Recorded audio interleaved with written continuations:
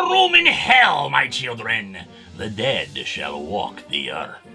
Yes, Dawn of the Dead is perhaps one of the greatest horror movies ever made. So, how does it fare in comic form? Things have begun to fall apart, my children, as a producer named Fran wakes up in the news studio. Chaos has begun erupting all over the world as the dead get up and kill. Fran wants to stay around and report the news, even as it becomes clear that no one has any sense of professionalism left in the studio. Her boyfriend Steven telling her that they're going to leave together that night via helicopter. That same night, a group of policemen are storming a drug lab in an apartment building, clearing it out, only to run into the zombies making their way through as well. In the basement, officers Roger and Peter find that the inhabitants of the apartment have been keeping the zombies alive down there, since they still have respect for the dead. Though as a legless pastor comments to them, soon they will be stronger than them all. The only way to respect the dead at this point is if you think you should be their lunch.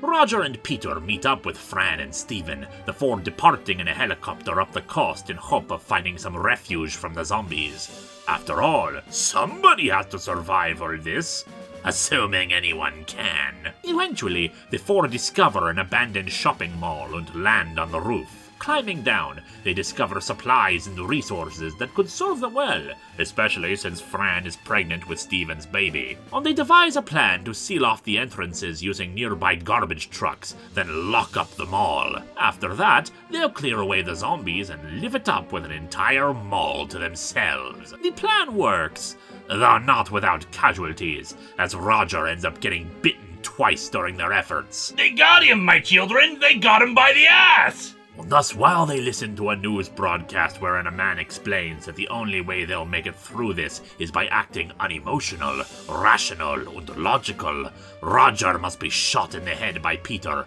as he succumbs to the zombie plague. Thus, for weeks, they stay in the mall, entertaining themselves however they can, even after the emergency broadcasts have stopped. By this point, Fran recognizes the horrible mistake they have made.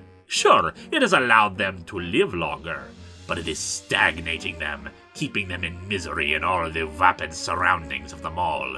There is no hope, there's only survival. And is that really living?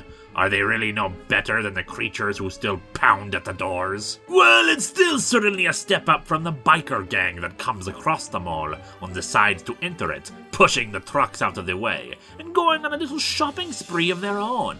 Peter thinks they should just let them go at it. After all, they still have to contend with all the zombies, and the bikers are only interested in all the stuff in the mall, versus the people living in it. But Steven, angry because this was stuff they had taken already, engages them in combat. And thus, while several bikers are killed by our heroes or by the zombies, Steven finds himself on the receiving end of some zombie bites. He inadvertently leads the zombies up to their hiding spot, where Fran wants to leave. But Peter has decided he can't go on, electing to take his own life.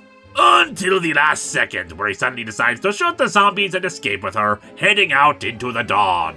The comic adaptation is sadly not as well made as the film itself, my children. But it is still an enjoyable ride and tells the story accurately. And when the movie this old is adapted, well, it's almost like the dead are walking again.